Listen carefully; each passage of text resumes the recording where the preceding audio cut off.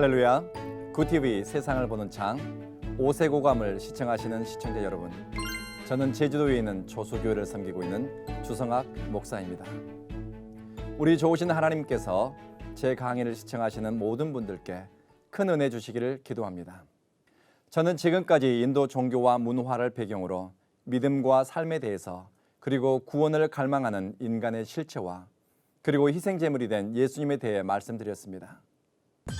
오늘은 어쩌면 개인적이면서도 실제적인 사람들의 이야기, 운명에 붙들린 삶을 거부하고 변화와 도전을 선택한 사람들의 인생 이야기를 들려드리도록 하겠습니다. 어느 세미나에서 브라민 출신 여성 철학자를 만나 이야기를 할 기회가 있었습니다. 그분의 남편은 정보통신 회사를 운영하는 꽤 부유한 사람이었고, 이 여성분도 인도 철학계에서 나름 영향력이 있는 분이었습니다. 제게 이런 이야기를 하는 겁니다. 주 박사님, 나는 딸이 둘이 있는데 애들을 시집 안 보낼 겁니다. 혹시 우리 아이들이 시집을 가더라도 아이를 낳지 말라고 당부할 겁니다. 아니, 왜 어떻게 해서 그런 생각을 하게 되셨습니까? 여쭈었습니다. 그래서 그 인도인 여성 철학자는 저에게 이렇게 대답을 하는 겁니다. 인도에서 여성으로 산다는 것은 유리천장 아래에서 사는 것과 같습니다. 종교적으로, 사회적으로 얼마나 많은 차별과 편견이 있는지, 나는 내 딸들이, 그리고 내 딸의 아이들이 그런 세상에서 사는 것을 원치 않습니다. 인도에서 브라민 여성이 종교적 구원 혹은 해탈에 이르기 위해서는 800만 번 이상의 윤회를 거듭하고, 그리고 브라민 남성으로 태어나서 수도의 길을 선택하므로, 그리고 그들은 목시아 구원에 이른다고 가르칩니다. 명문과 집안일수록 여성에 대해 배타적이고 차별적인 전통이 그대로 남아 있습니다. 종교적 굴레는 여성의 사회활동을 제한하고 차별과 편견을 당연하게 합니다. 21세기를 살아가는 브라민 여성도 차별과 편견에 대해서 그렇게 절망하고 분노하는데, 수세기 전에 인도에 살았던 불가촉 천민들의 삶은 어떠했을까요? 우리가 상상할 수 없을 정도로 차별을 받고 그들은 박해를 받았을 것입니다. 예를 들면 불가촉 천민은 마을에 큰 길을 걸어 다닐 수가 없었습니다. 왜냐하면 마을길이 더러워지기 때문입니다. 그래서 불가촉 천민은 마을에 큰 길을 걸어 다닐 때 등 뒤에 쌀이 빗자리를 매달고 다니면서 자기가 지나온 길을 빗질하도록 했습니다. 그리고 불가촉 천민이 침을 뱉으면 마을 길이 더러워지거나 부정을 탄다고 믿었습니다. 그래서 불가촉 천민은 작은 옹지 그릇을 이렇게 목에 걸고 다니면서 자기의 침을 그 그릇에 받도록 했습니다. 인간으로서 혹은 공동체의 일원으로서 당연한 권리들을 그들은 행사할 수 없는 경우가 많았습니다.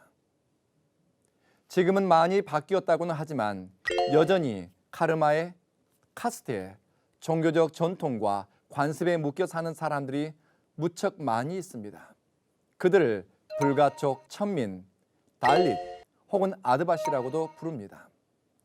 인도양을 마주하고 있는 남인도의 끝자락에 가게 되면 가냐꾸마리라고 하는 마을이 있습니다. 이곳은 전통적으로 힌두교 성지로 알려져 수많은 순례객들이 찾아오는 곳입니다. 인도에 전해 내려오는 이야기가 있는데요. 인도에서 숫자 3은 특별한 의미가 있다고 합니다. 예를 들면 삼거리가 나타나면 사람들은 그곳에 작은 신당을 만들고 신상을 세워놓습니다. 삼거리에서 사람들은 왼쪽으로 가야 할지 혹은 오른쪽으로 가야 할지 애매하기 때문에 사람들은 신상을 세워놓고 길을 묻는다고 합니다. 그리고 세 개의 강이 만나는 도시가 있습니다. 여러분도 들어보셨을 것입니다. 바라나시라고 하는 도시입니다. 이곳은 신성스러운 도시로 굉장히 많은 사람들이 찾아가는 곳입니다. 또 세 개의 바다가 만나는 가냐꾸마리도 동쪽의 벵갈만, 남쪽의 인도양, 서쪽의 아라비아 해가 만나기 때문에 사람들은 이곳을 영적으로 특별한 의미가 있는 곳이라 생각합니다. 그래서 수많은 순례자들이 가냐꾸마리를 찾아옵니다. 이 마을은 전통적으로 힌두교가 강한 지역이고 종교적 관습이나 카스트에 따른 차별이 무척 심한 곳이었습니다. 이 가냐꾸마리에 나다라고 하는 부족이 살고 있었습니다. 나다 부족은 가냐꾸마리 지역에서 최하층민 중에서도 최하층민이었습니다. 그들은 마을의 공동노비 카스트였습니다. 상위 힌두 카스트들이 시킨 마을에 허드렛 일을 하거나 힌두 사원을 청소하고 주민들이 필요한 크고 작은 일을 하는 노비였습니다. 나다 부족은 자신의 의지에 따라서 어떤 일을 선택할 권리가 없었습니다. 그들은 무조건 시키는 일에 대해서 예하고 복종을 강요받았습니다. 노라고 아니오라고 대답할 권리가 없었습니다. 그렇게 사는 것이 자신들의 운명이라고 나다 부족은 생각했습니다. 마을의 더러운 곳을 청소하고 필요할 때면 밤이고 낮이고 주민들의 일을 돕기 위해서 불려나갔습니다. 그런데 그들은 노동에 따른 대가를 요구할 수 없었습니다. 일을 시킨 사람이 음식을 주거나 혹은 무엇을 주면 다행이고 대부분 품삯이 없는 강제 노동이었다고 합니다. 또한 나다 부족의 여인들도 인간다운 대접을 받지 못했습니다. 이 나다 부족은 마을에서 말을 알아듣는 가축과 같은 존재였기 때문에 부끄러움을 느낀다거나 혹은 신체 일부를 가리는 것을 마을의 상위 카스트들은 허락하지 않았다고 합니다. 그래서 나다 부족의 여성들은 겨우 하체만 가리고 가슴을 다 드러내놓고 다녀댔습니다. 부끄러워서 나다 부족의 여인이 가슴을 가리게 되면 마을 공동체로부터 물리적인 폭력을 당하기도 했다고 합니다. 그들은 인권도 자신의 의지에 따른 선택도 할 수 없는 가련한 사람들이었습니다. 나다 부족은 신성한 세 개의 바다가 모인다는 가냐꾸마리에 살았지만 그들의 삶은 카스트에 묶여있고 종교적 사슬에 묶여있는 가련한 그리고 움직일 수 없는 끔찍한 삶을 살아냈습니다. 이곳에 18세기 초 외국인 선교사가 찾아왔습니다. 선교사는 신의 차별 없는 사랑과 카스트에 따른 차별이 없는 세상 그리고 배타적이지 않는 하나님의 구원에 대해 들려주었습니다. 나다 부족 가운데 순다라 난담이라고 하는 사람이 이 마을에서 최초로 예수를 믿고 세례를 받게 됩니다. 순다라 난담은 그의 이름을 다윗으로 바꾸고 그는 고향 사람들과 친척들에게 복음을 전했습니다. 나다 부족들은 시도 때도 없이 울라얌, 노동이라는 뜻인데요. 울라얌이라고 하는 노동을 요구받았습니다. 그런데 이들은 예수를 믿은 후로는 일요일에는 노동을 할 수 없다고 저항하기 시작했습니다. 우리는 6일 동안은 당신들을 위해서 울라얌, 노동을 할 수 있습니다. 그러나 제7일째에는 우리가 섬기는 하나님을 위해서 데바 울라얌, 하나님의 노동을 할 것입니다. 일요일에는 상위 카스트를 위해서 동원되는 울라얌을 거부하고 대신 하나님을 위한 예배, 이것을 그들은 거룩한 노동을 의미하는 데바 울라얌이라고 불렀습니다. 그들은 예배에 참석하는 것을, 하나님께 예배를 드리는 것은 거룩한 노동이라고 불렀습니다. 그리고 그들은 제7일째 주일에는 데바 울라얌을 선택했습니다. 어쩌면 이것은 목숨을 건 선택이었습니다. 나다 부족이 스스로의 의지로 결정한 최초의 일이었는지도 모릅니다. 데바 울라얌, 하나님을 위한 거룩한 노동, 예배를 선택했던 나다 부족에게 놀라운 일이 생겼습니다. 그들이 살던 마을은 은총의 마을이라고 불리게 되었습니다. 힌두 사회 안에서 열등한 존재인 나다 부족을 향한 하나님의 뜻과 계획이 있다고 그들은 믿었고 그들은 도전을 선택했고 조상들이 가보지 않았던 길을 가기로 결심했습니다. 차별과 착취를 운명으로 받아들이지 않고 하나님을 위해 좁은 길을 선택했더니 하나님은 나다 부족을 자유자로 살 수 있는 길을 여셨습니다. 나다 부족의 여인들은 가슴을 가릴 수 있게 되었습니다. 최소한의 인권을 지킬 수 있게 되었습니다. 그리고 나다 부족의 자녀들은 선교사가 세운 학교에서 복음과 함께 새로운 교육을 받기 시작했습니다. 200년의 시간이 지났습니다. 이제 나다 부족은 인도 사회에서 착취받는 천민 집단이 아닙니다. 그들은 남인도의 경제, 교육, 문화, 정치 분야에서 뛰어난 지도력을 발휘하는 공동체가 되었습니다. 나다 부족은 카르마 마르가 전생의 업보의 결과인 현재의 삶을 받아들이고 카르마에 순응하라고 강요하는 종교적 가르침과 사회 구조에 저항하기 시작했습니다. 그들은 카르마의 사슬, 업보의 굴레를 벗어나기 위해 예수의 복음을 붙잡았습니다.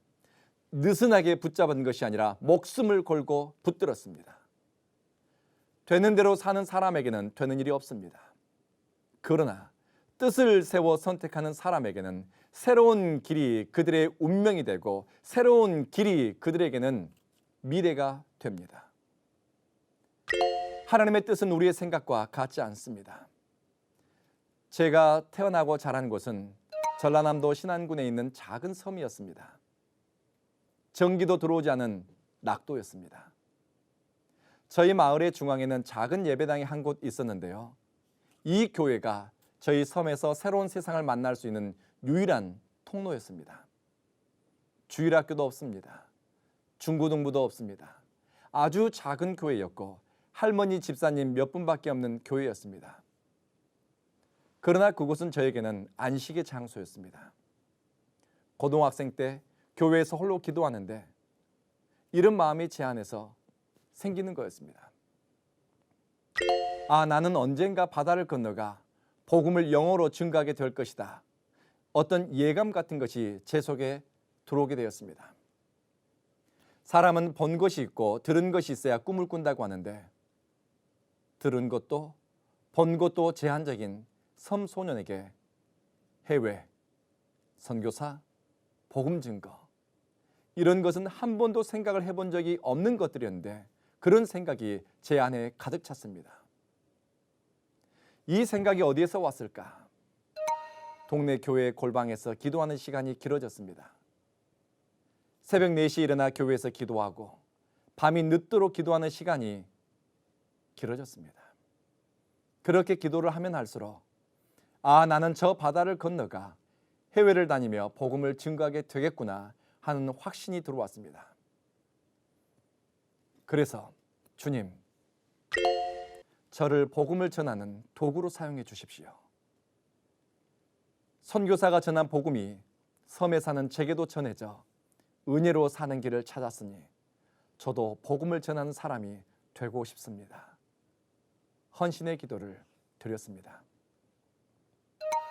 하나님의 성령은 바랄 수 없는 가운데서도 바라게 하셨고 꿈꿀 수 없는 환경에서 꿈꾸고 도전할 용기를 계속해서 주셨습니다. 인도 선교사로 파송받았을 때 하고 싶은 사역이 무척 많았습니다. 해보고 싶은 사역들 또 필요하다 싶은 일들을 저는 리스트로 만들어서 조목조목 저는 기록해 두었습니다. 그런데 기도할 때마다 하나님이 제게 주시는 마음은 예배드리는 데 힘을 다하라는 마음이었습니다. 하나님은 큰 사역이 아니라 예배를 원하시고 예배자의 마음으로 보냄받은 땅에서 살라는 마음을 주셨습니다. 예수님의 제자 도마가 순교했다는 첸나이에서 저는 플라스틱 의자 15개를 놓을 수 있는 작은 공간을 임대해 교회를 개척했습니다.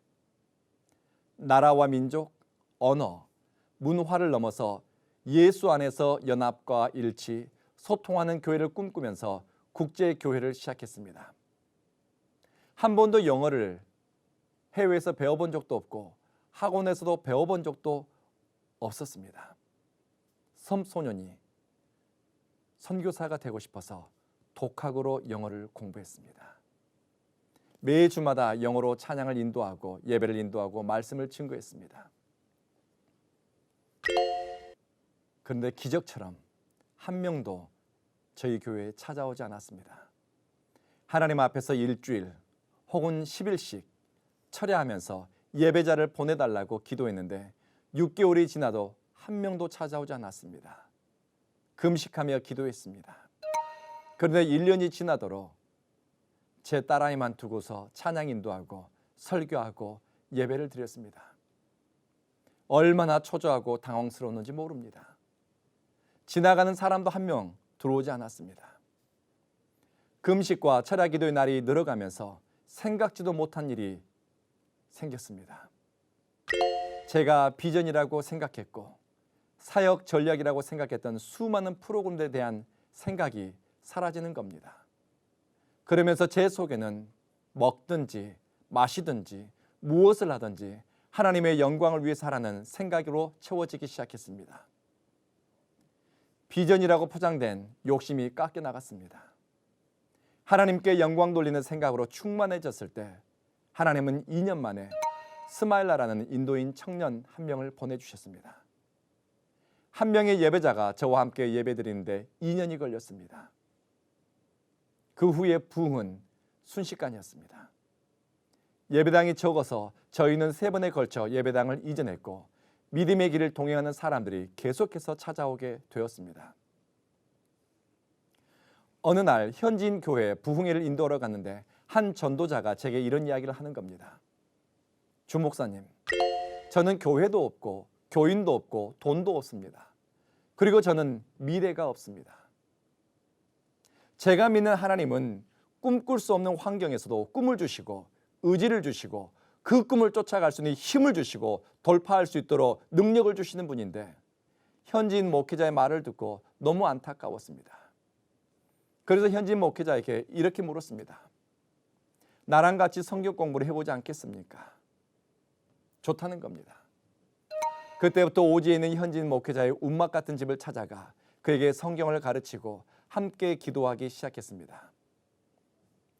어느 날 전도자에게 꿈이 뭐냐고 물은 적이 있습니다. 요약하면 이런 내용입니다. 교회 부흥, 교회 건축, 많은 교인들, 풍족한 재정, 이것이 그의 기도의 제목이었고 사역의 목적이었고 삶의 방향이었습니다. 그럴 수도 있을 것입니다. 그런데 정말 그것이 우리를 사역자로 부르신 하나님의 궁극적인 목적일까? 그것을 물었습니다. 그리고 만날 때마다 이런 이야기를 들려주었습니다. 우리는 먹든지 마시든지 무엇을 하든지 하나님의 영광을 위해서 하자. 그것이 우리의 꿈이고 비전이고 부르심의 목적이다. 처음에는 왜 그것이 우리의 비전이냐고 묻더군요. 그런데 하나님의 영광을 구하는 것이 우리의 기도 제목이 되고 하나님의 영광을 위해 어떻게 선택할까 고민하면서 우리 사역의 방향도 사역의 내용도 바뀌기 시작했습니다. 하나님은 현지인 사역자의 교회에 부흥을 주기 시작했습니다. 나는 교회가 없어요. 교인도 없어요. 돈이 없어요. 라고 대답했던 그 사역자의 교회에 하나님이 사람을 보내주시는데 그곳을 찾아오는 사람들마다 심령이 변화되었습니다. 심령이 변화된 사람들은 또 다른 예배자를 데리고 왔습니다. 지금은 수백 명의 예배자들이 그 교회에 모여 예배를 드리고 있습니다. 저희의 모습을 본 현지인 사역자들이 그 비결을 가르쳐 달라고 찾아왔습니다. 사역의 비결은 다른 게 없습니다. 먹든지 마시든지 무엇을 하든지 하나님의 영광을 위해서 하자. 이것이 저희의 사역의 전략이고 프로그램의 전부라고 들려주었습니다. 처음에는 사람들은 웃습니다. 무슨 그런 사역 전략이 있습니까? 그게 무슨 프로그램입니까? 라고 묻습니다. 그러나 저희와 함께했던 사역자들, 저희와 함께 그것을 쫓아서 헌신했던 사람들, 그들의 교회가 부흥하게 되었습니다.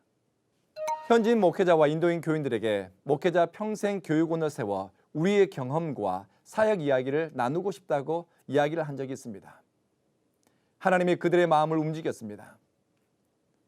어느 가난한 마을, 불가척 천민 마을에 살고 있는 한 성도가 저를 찾아왔습니다.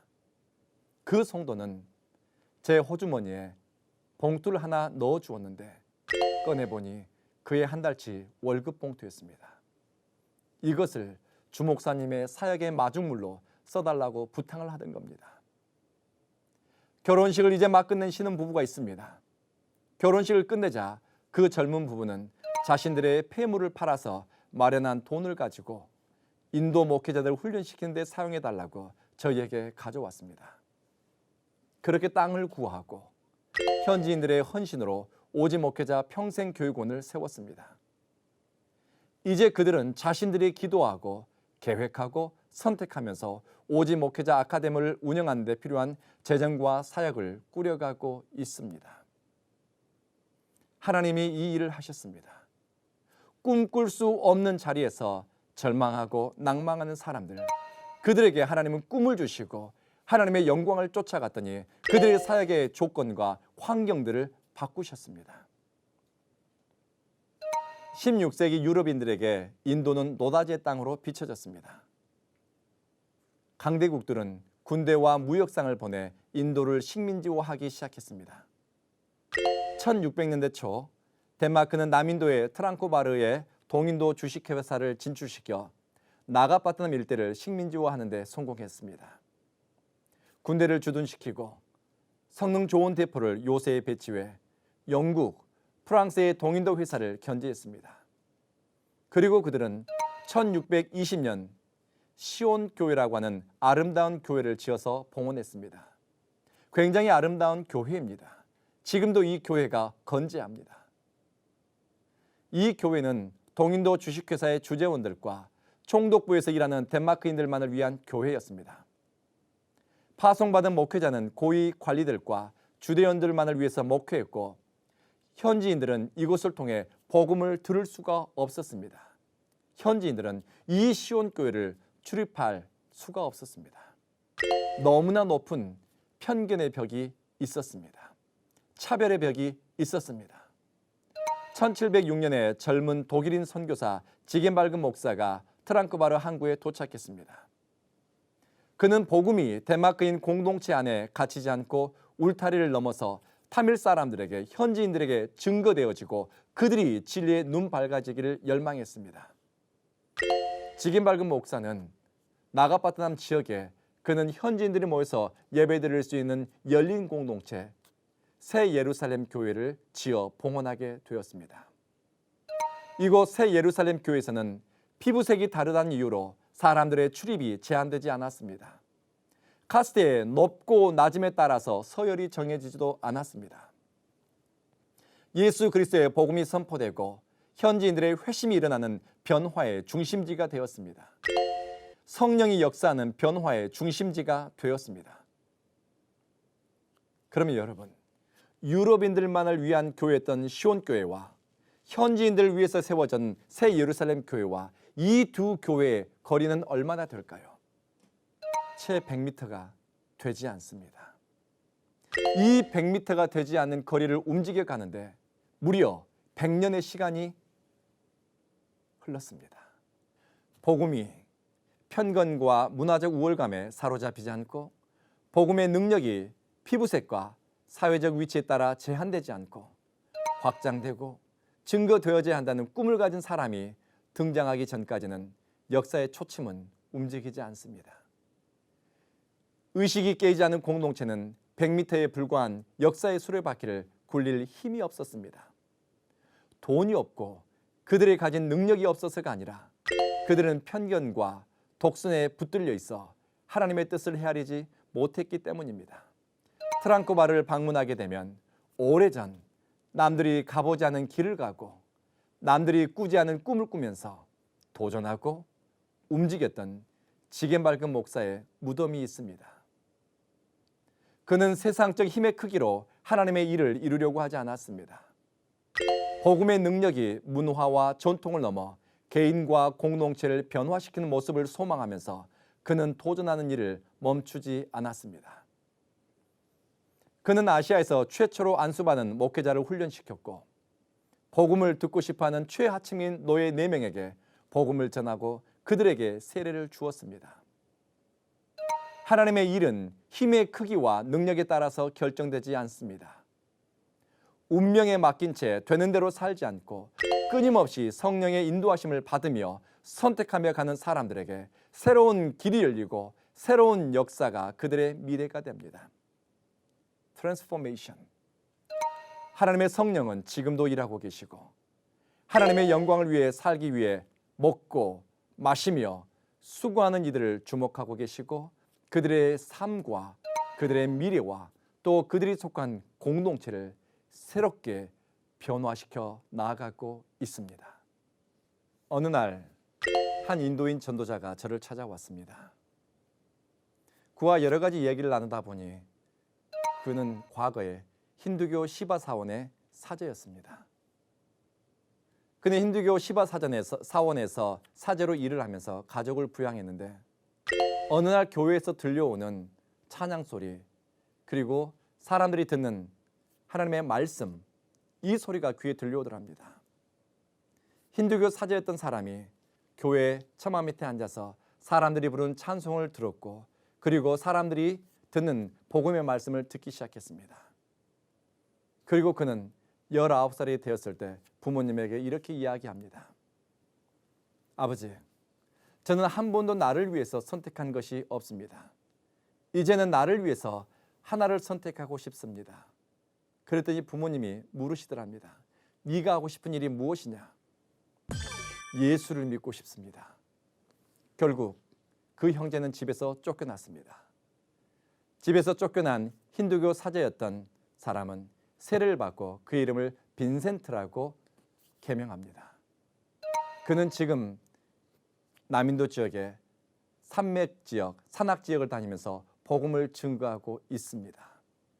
과거에는 가난한 힌두교 사제였고 카르마의 업보에 붙들린 사람이었지만 그는 예수 그리스도를 주님으로 영접함으로 예수 그리스도가 가르쳐준 십자가의 길을 선택함으로 그는 과거의 삶과 그리고 운명에 묶여있는 삶에서 벗어나 새로운 길을 개척하게 되었습니다. 하나님의 성령은 지금도 예수의 도를 붙잡는 사람들, 예수 그리스도 앞에 엎드린 사람들의 삶을 변화시키시고 개혁시키시고 새로운 길로 이끌어가고 계십니다. 우리에게 창조적인 영감을 주시고 우리에게 예수 그리스도의 길을 따르도록 인도하시는 성령을 바라보시고 우리의 삶 가운데 새로운 변화와 새로운 하나님의 일이 나타나기를 소망하십시다. 하나님의 말씀으로 세상을 이해하고 바라보는 마음의 창이 여러분 안에 열리기를 소망하며 이 시간 마치겠습니다. 감사합니다.